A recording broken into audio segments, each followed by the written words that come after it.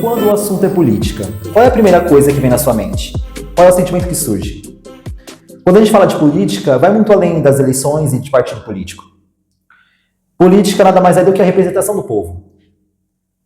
Cada dia que passa, a gente enfrenta uma luta diferente, uma batalha, para poder conquistar e acessar os nossos direitos básicos, como saúde, segurança, escolas públicas melhores, transporte melhor.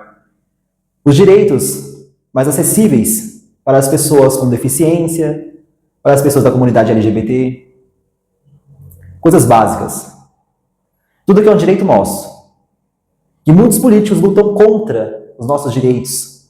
Ao invés de eles darem tudo isso pra gente, eles lutam para poder tirar tudo isso e um pouco mais. E o resultado de tudo isso é um país mais caro, inacessível e injusto para a população brasileira. Por isso que eu digo que é muito importante a gente se informar e entender o básico, o mínimo, sobre qualquer assunto, mas principalmente sobre política. Eu confesso que eu sou um pouco leigo sobre o assunto, mas eu entendo um pouco melhor quando tem alguém que pode me explicar, alguém que possa servir como um exemplo. E, como já deu para perceber, o tema do episódio de hoje vai ser política. E eu trouxe um convidado muito especial que atua na área e vai poder contar pra gente e explicar melhor como é que funciona esse universo da política. Seja muito bem-vindo, Matheus Rigonati, né? Não é seu nome mesmo? Itália, descendência italiana. Descendente italiana, Rigonati. Antes de você chegar aqui, eu estava pensando, nossa, eu preciso falar esse nome certo. Seja muito bem-vindo. Obrigado. Ao meu segundo episódio. Esse aqui é o Matheus. E você atua na área da política, né? Políticas públicas. Políticas públicas. Faz quanto tempo que você atua na área da política? Eu estou mais atuante desde o começo desse ano, quando eu ingressei realmente no PSOL. Na verdade, assim, a pergunta que eu quero fazer é como é que surgiu, né? Como é o seu interesse, por onde começou essa sua ação de entrar para a política? Como é que foi? É até engraçado, né? Porque eu não gostava nada de política.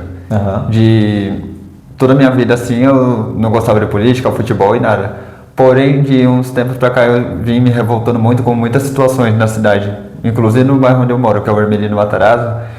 E eu comecei a fazer vídeos na internet, falando, gente, ó, isso daqui tá errado, a prefeitura tem que trabalhar nisso, naquilo. Até que um certo dia o subprefeito viu o meu vídeo e me chamou no gabinete dele. E eu fui e ele falou, ó, a prefeitura trabalha assim e o governo trabalha assim. Você tá fazendo reclamação de tal área, mas essa reclamação é pra ir nessa área aqui. E eu falei, pô, legal. E aí ele começou a me apresentar a questão da política. Foi quando eu conheci o prefeito Ricardo Nunes. E eu virei um super apoiador, né? Falei, nossa, eu já era meio bolsominion. Você era bolsominion? Eu era bolsominion. Nossa. E eu tinha me filiado ao Partido Liberal. E eu apoiava o prefeito. Porém, eu comecei a ver de perto os trabalhos do prefeito. Aí eu comecei a ver alguns discursos de despejo. E aí eu vi alguns discursos contra moradores de rua, só que não eram coisas que eu defendia. E aí eu comecei a me afastar da política. Até que no dia 15 de novembro do ano passado, eu cheguei no trabalho de manhã, porque eu sou um trabalhador noturno, e liguei a televisão e vi, hoje teremos uma manifestação pelo fim da escala 6x1. E eu falei, caramba, que legal. E aí eu vi que ia ser na Paulista. Eu falei, cheguei no trabalho agora, será que eu vou? E eu fui nessa manifestação. E chegando lá, eu pensei, não, vou ver muito político por aqui, né? E eu não vi os políticos que eu tava esperando ver. Então, quando você foi chamado lá, né, que é o prefeito, você falou? Subprefeito. Eu fiquei muito curioso, porque quando você chamou assim, você ficou assustado, com medo, alguma coisa assim? Eu fiquei com medo de ser coagido. Porque eu nem vídeos, né? Sim, eu nem sabia o que era um subprefeito. E aí depois que eu descobri que a cidade tem 32 subprefeituras, e o subprefeito é o cara que cuida do bairro. Entendi. E cada bairro tem um subprefeito para cuidar da região, porque o prefeito e o vice não dá conta de tudo. E quando você saiu de lá, e aí ele te explicou como é que funcionavam os departamentos, né, as áreas, sim. Qual foi o sentimento assim que surgiu de você? Tipo, ok, eu vou começar a atuar agora? Como é que foi? Me despertou um interesse. Porém, acompanhando o prefeito de perto, né, as políticas de perto, acabou me gerando um desgosto. E isso esfriou dentro de mim a política, sabe? O gosto pela política. Então, quando ele falou com você aquilo, aquela resposta que ele te deu foi insatisfeita pra você? Tipo, você esperava mais? Eu esperava mais do prefeito, né? Eu esperava mais da política. E aí, depois que eu comecei a acompanhar o trabalho, isso me deu uma tristeza, porque eu falei, caramba, então é isso. E não tem pra onde correr. Até eu ir nessa manifestação no dia 15 de novembro, que aí eu vi que a galera que eu não gostava estava lá, atuando pela causa do fim da escala 6x1, do movimento Vida Além do Trabalho, fundado pelo Rick Azevedo. E eu falei, poxa, eu não gosto dessa galera, mas eles estão lutando por uma coisa que eu defendo. E aí eu comecei a pesquisar sobre eles na internet, o que eles defendiam, o que eles lutavam. E aí eu comecei a entender política pública. E aí foi que eu comecei a me identificar como alguém de esquerda, não como alguém de direita. Então, quando você se interessou pela política, você se considerava uma pessoa de direita? Sim, bolsonarista. Bolsonarista. E cristão. E cristão. Mesmo sendo LGBT. Então, a questão é que assim, né, eu acho que a gente, na minha opinião, né, a gente pode seguir a religião que a gente quiser, o partido que a gente quiser, mas tem que separar as coisas, né? Então, quando você percebeu ali que você era de direita, então, tipo, eu percebo que hoje as pessoas que fazem parte, que escolheram o partido, né, ao lado da direita, eles misturam muitas coisas, misturam muito religião, misturam muito com política, aí misturam com outros argumentos. Naquela época você agia dessa mesma forma? Sim, por eu me considerar de direita, cristão, eu me neguei muito. Então, por ser homossexual, eu ficava falando, não, Deus vai me libertar, vai me livrar, porque eu preciso ser curado. E eu pensava, poxa, esse pessoal de esquerda é um pessoal, tipo, fora de Deus. Porém, quando eu comecei a estar perto dessas pessoas, eu vi que essas pessoas são as que mais me levam para perto de Jesus. E hoje em dia eu sou ateu, mas eu vejo muito de Deus nessas pessoas. E eu vi que eu estava lutando contra mim mesmo, e estava lutando contra a minha vida. E estar perto do pessoal da esquerda, do PSOL, do PT, me fez acreditar em mim mesmo, primeiramente, e para depois acreditar na sociedade. Então, quando você, tipo assim, quando você estava ali naquele meio, você percebeu que estava muito extremista isso de misturar a religião com a política? Sim. Como é que surgiu esse estalo, tipo assim, ok, isso aqui não tá fazendo mais sentido pra mim? Foi quando você notou que você estar perto das pessoas de esquerda te fez sentir mais acolhido do que estar o pessoal de direita, é isso? Foi exatamente isso. Estar perto deles parece que foi a primeira vez que eu me senti em casa. Em toda a minha vida, foi a primeira vez que eu me senti eu mesmo. Porque boa parte da minha vida, vivendo na igreja evangélica, eu não me sentia feliz. Eu me sentia preso, acanhado, me sentia julgado o tempo inteiro. E eu sentia que eu tinha que ser aquilo que eu não era. Então a igreja manipulava muito você? Manipulava. Então, era uma junção da igreja com a política também?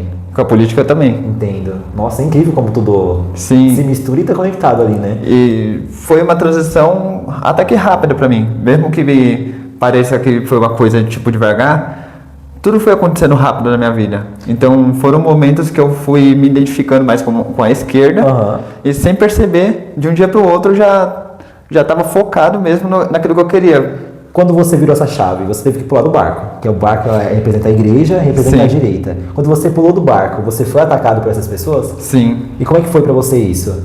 Foi exatamente no dia...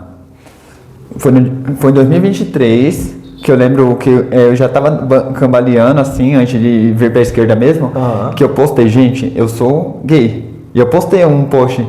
E as pessoas vieram, não, mas você não era um cristão que orava na live, que isso, que aquilo. Você fazia live orando? Fazia live orando. Eu era aquele cristão padrão da internet.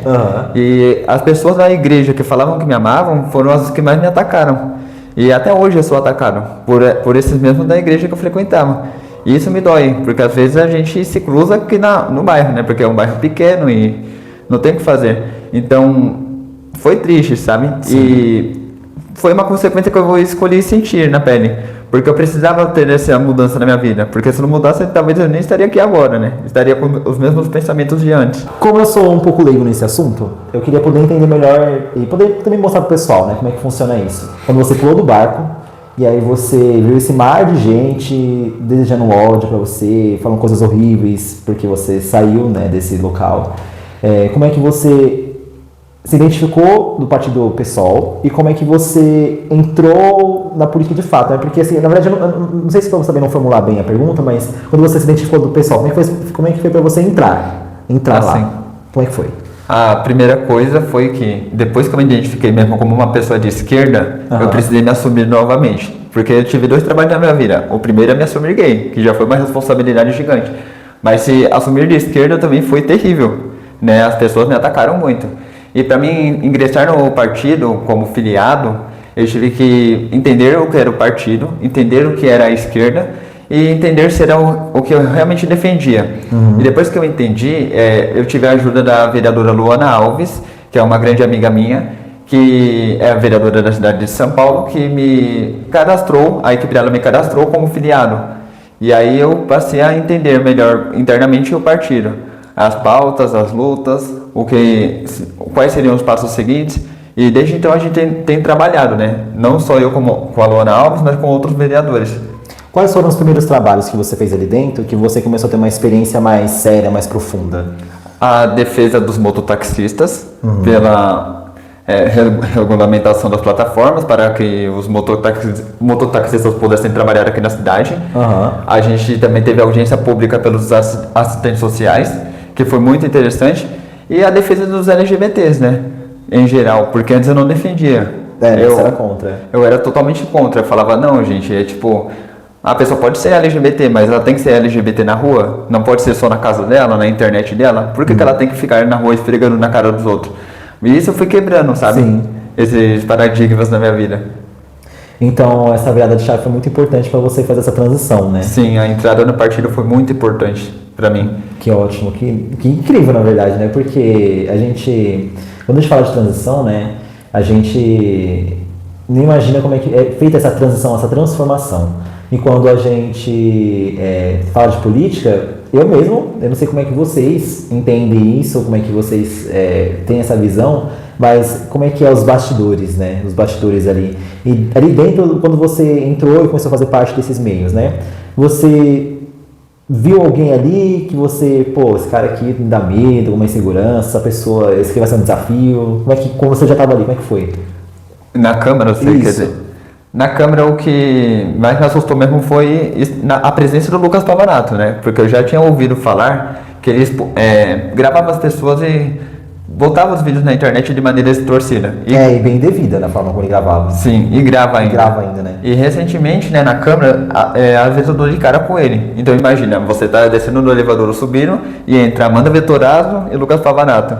Então fica aquela sensação de tipo, ai meu Deus, vai dar um barraco, vai dar uma confusão. E até outros vereadores também, que eu já tive alguns atritos na internet, é estranho. A gente divide esses espaços, a gente ocupa os mesmos espaços e eu faço de tudo, eu evito abrir grandes debates nas audiências públicas.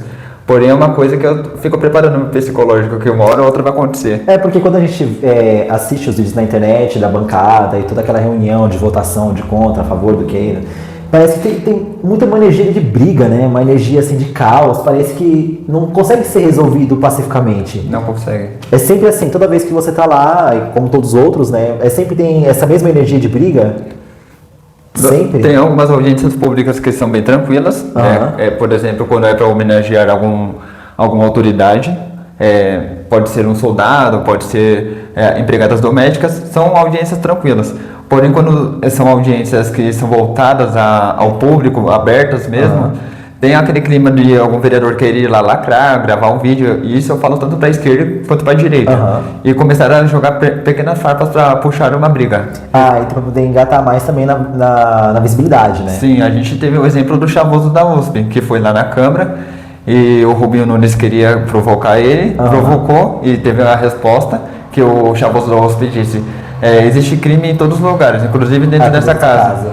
E aí a Cris Monteiro falou: qual parlamentar está envolvido com crime organizado nessa casa? E o Rubinho começou a gritar. Então eles fazem de tudo para gerar um entretenimento e gerar os cortes para a rede social. Nossa. E hoje em dia a gente vê isso. Eu já debati isso muito com vários parlamentares, inclusive com o Lucas Pavanato, que às vezes eu não vejo que eles fazem um trabalho sério, mas eles ficam mais focados em criar o conteúdo para a internet do que criar o conteúdo para a cidade. Porque querendo ou não, essa visibilidade parece que traz um retorno muito maior financeiro do que o trabalho político, né? Porque é muito mais fácil você estar pela internet e você ligar a câmera e ficar falando blá, blá, blá, blá, blá, pipipipopó, e aí você ganhar um views em cima disso e ganhar desse views em cima do dinheiro, né? Do que o salário que eles ganham lá, parece que compensa muito mais se você fazer isso do que você realmente honrar sua profissão e lutar pelo povo. Eu olho tudo isso assim, por exemplo, né, o Chavoso da USP. Quando eu não conhecia ele, conheci ele esse ano, através das postagens, né? Ele bombou lá no TikTok, e aí comecei a acompanhar, e eu percebi assim, cara, quanto que é interessante uma pessoa jovem, né? Uma pessoa jovem tá ingressando no meio político, e principalmente com muita consciência, né? Porque hoje os jovens de hoje em dia não têm interesse em resolver as questões do bairro, né? Porque uma coisa que eu sempre abordei para as pessoas que eu conheço, a gente não pode andar pela rua e normalizar aquilo, o morador de rua que está ali em sofrimento, o morador de rua que está ali pedindo esmola e sofrendo ali na miséria, ou aquele monte de lixo ali no chão, no esgoto, questões de saneamento básico, a estrutura, saúde, tudo isso. Eu entendo que as pessoas crescem no meio disso e pela falta de consciência não consegue ter esse simancol, tipo, isso aqui não é normal. Você sair da bolha é difícil, como por exemplo, você saiu da bolha da direita, furou a bolha, entrou na da esquerda, e a esquerda abriu muito mais horizontes para você poder ter essa consciência. Então, assim, você como jovem, quantos anos você tem mesmo? 22. 22 anos. Você está ingressando ainda, né, nessa carreira política. O que você almeja para os próximos anos, assim? Eu estou me preparando para 2028 me candidatar a vereador e espero de verdade conseguir fazer a diferença. Eu espero de verdade que eu continue tendo as mesmas referências, Luísa Erundina, Érica Hilton, Amanda Pascoal, são pessoas que eu me espelho muito na política. E eu espero que eu possa me aprofundar mais, né, em temas e estar mais perto da população, né, como já estou, mas espero estar mais ainda, levando políticas públicas de saúde, segurança, educação. Você se candidatar a vereador, né? Sim. Em 2028? 2028. Se você for eleito, qual vai ser a primeira coisa que você vai fazer? A minha prioridade é a política pública animal. A minha prioridade. Animal. Eu tenho alguns vídeos no meu Instagram de resolvendo alguns casos pela cidade, de maus tratos. E eu vejo que o pessoal sempre faz políticas que não funcionam. Se o cara tá maltratando, vai ser uma multa, se o cara tá maltratando, vai ser preso. Mas como é que a gente faz para evitar? Como é que a gente faz para ter um trabalho de base? É botando uma banca no bairro, é fazendo panfletagem, divulgando, conversando com a população da região para evitar a reprodução descontrolada dos animais, fazendo castração pública. Então, são trabalhos de base. Então, meu primeiro objetivo é trabalhar na questão animal. E o segundo? E o segundo, causas LGBTs, moradores de rua, que eu acho muito importante. Antes dos LGBTs, eu dou prioridade para os moradores de rua. Sim. Porque o que me diferencia hoje de um morador de rua é que eu tenho uma casa e um emprego. A única coisa. Porque se eu vivesse de aluguel, com certeza eu já estaria na rua. Esse ponto que você falou aí da sua casa, né? Quando você produz vídeos no seu perfil, para a internet, é notório que a sua casa é muito simples, que você não vive uma vida de luxúria, como a gente vê aí os outros políticos, vereadores, governadores em geral. Eles vivem uma vida de luxúria, cartão corporativo, roupa bem vestido. Por que você não é igual a eles? É que tem uma grande diferença, né? Eles recebem tipo 26 mil reais por mês como vereadores, para 1.800 de vale alimentação. Eu recebo um salário CLT, trabalho numa fábrica no período noturno, 3 dias sim, 3 dias não, 12 horas seguidas. E eu vivo no bairro de Armelino Matarazzo, e boa parte da minha vida viveu na miséria. A gente não tinha o que comer direito, às vezes era pão, farinha e café, era tudo que tinha. E graças ao meu trabalho como catador de latinha, a minha mãe como catadora também, a gente conseguiu se manter. E eu fui catador de latinha dos 12 aos 16, e depois eu virei ajudante de motorista de caminhão, e depois eu virei garçom, e hoje eu trabalho nessa fábrica. Mas esse mesmo, é meu emprego? É meu primeiro emprego oficial e com carteira. Sim. Eu fiz 3 anos agora, e ano que vem eu completo 4, e graças a esse emprego eu consegui comprar meu primeiro apartamento na planta, né? Minha casa, minha vida, obrigado governo Lula, e tenho trabalhado muito, mas é difícil a gente mudar de vida pagando um apartamento na planta, ajudando a mãe, e arrumando a casa, né? Eu tô mexendo no quintal de casa agora e eu gastei R$1.000 e foi muito dinheiro, para nós é muito dinheiro R$1.000. Sim. Então, para nós, né, pessoas que vivem de fato a realidade, né, que tá por baixo dos panos, que os políticos, eu não entendo essa falta de consciência, essa luta contra nós, né, porque tipo é tão simples, né, para eles tirarem todos os nossos direitos. Não precisa de transporte, não precisa de um salário melhor, 7 por 0. Saúde, pra que isso, né? E quanto lá eles estão ganhando? 20, 30, 40, 50 mil por mês, fora o cartão corporativo, fora tudo isso. Nesses vídeos que você produz, assim, que fica visível a sua condição, a sua realidade, você já foi zoado? Tipo, você não é político coisa nenhuma, mostra a sua casa, ou é isso, aquilo. Já viu algum comentário assim na internet? Como é que foi pra você? Tem um moço que mora perto de casa, que ele é da mesma igreja que eu era. E ele sempre comenta, tipo, comentava, né, porque eu bloqueei. Aí, ó, é o Rigonati do PSOL, tá vivendo realmente o socialismo, passando fome. Nossa. E é bem complicado. Mas é um trabalho que exige tempo, né? É uma construção, né? É uma construção que a gente vai trabalhando pouco a pouco. E essa zoação, né, acontece desde a época da escola, já o catador de latinha, e às vezes eu tinha dificuldade de ir com a mesma roupa 3, 4 dias seguidos, porque às vezes falta água em casa, porque cortavam. Então, hoje em dia, mais recente, eu vejo que a internet está perdoando um pouco mais. Eu cheguei a viralizar há pouco tempo com um vídeo dando um celular para minha irmã, esse vídeo viralizou de uma maneira que eu não esperava, e... Poxa, as pessoas se sensibilizaram, deram uma geladeira para minha mãe, eu tô super grato a todos vocês, viu? E hoje em dia, de uns meses para cá, as pessoas têm pegado um pouco mais leve. Um pouco mais leve. Que bom, eu espero que todas essas questões, que não é um sofrimento, é uma dificuldade você ter que ficar lidando com isso, você lutar de uma forma coletiva e as pessoas do coletivo tá te lixando. É muito ruim quando você trabalha com a internet e você tenta buscar essa oportunidade para as pessoas não têm essa consciência. É uma coisa que eu sempre falo, consciência. A consciência é o que leva você a lugares incríveis e a tomar decisões melhores. E o que falta nas pessoas é a consciência, tanto dos políticos, das pessoas do seu bairro.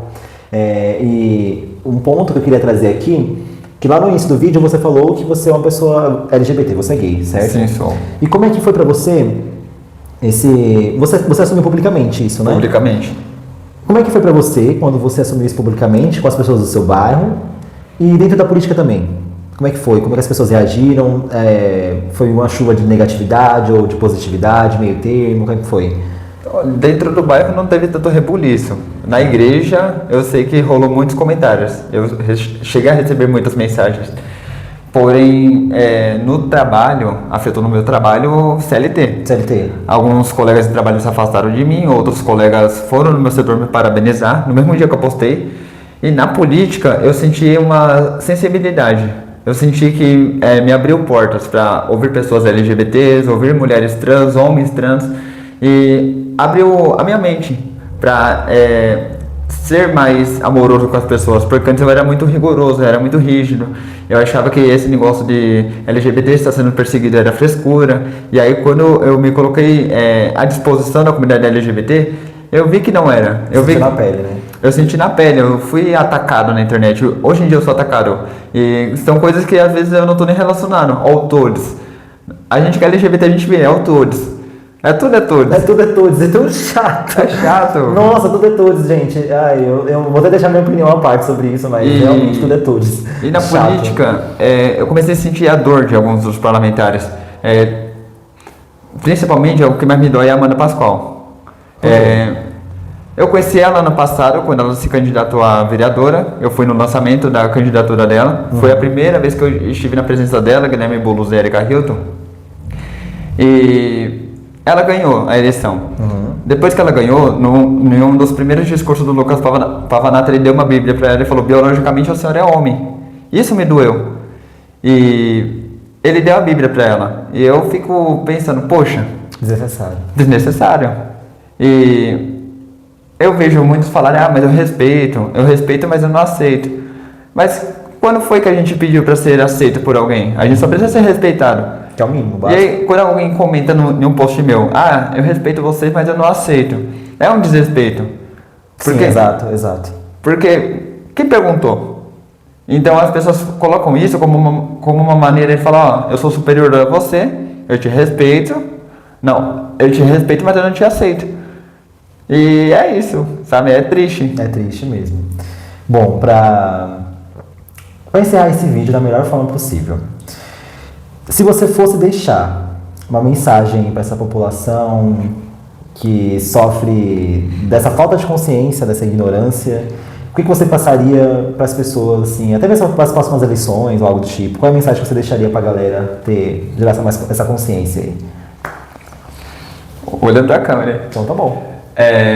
A primeira coisa é que analisem os seus candidatos, né? A primeira coisa, conheçam mais sobre política, tenham interesse, tenham uma curiosidade, a ousadia de estudar sobre a política. Entendam sobre o que cada parlamentar defende, sobre cada candidato e procurem entender também o histórico de cada pessoa. Às vezes um erro do passado não justifica que a pessoa não falar sobre o caráter da pessoa.